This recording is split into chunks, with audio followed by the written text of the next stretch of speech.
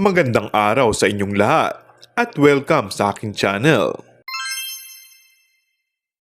Kilig to the max ang behind the scene ng video ni na Paolo Avellino at Kim Chu sa taping series nilang What's Wrong with Secretary Kim.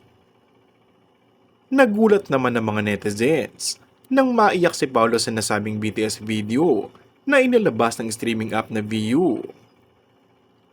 Sa ilang beses nga raw na gumawa ng nuptial scene si Paolo, ay ngayon lang daw naiyak ang kapamilya aktor. Paulo, ilang beses ka nang ikinasal sa past projects mo at sa mga rap scenes rin sa shows mo. Pero bakit ka naiyak sa What's Wrong with Secretary Kim? May isang fans tuloy ang nagreply sa nasabing post sa ex na dating Twitter. Kasi love niya si Kim.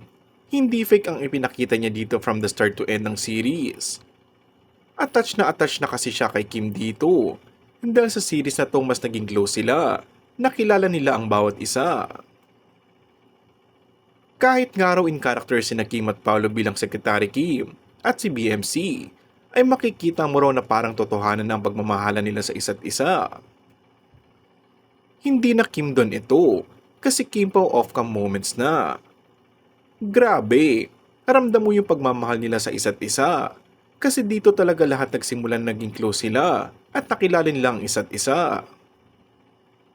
Mukhang matatagalan pa bago masagot ni Paulo kung bakit siya naiyak sa rap scene nila sa series dahil kagagaling lamang nila sa Birmingham, United Kingdom. Kung bago ka lang sa akin channel ay mag-subscribe at pindutin na rin ang notification bell. Maraming salamat!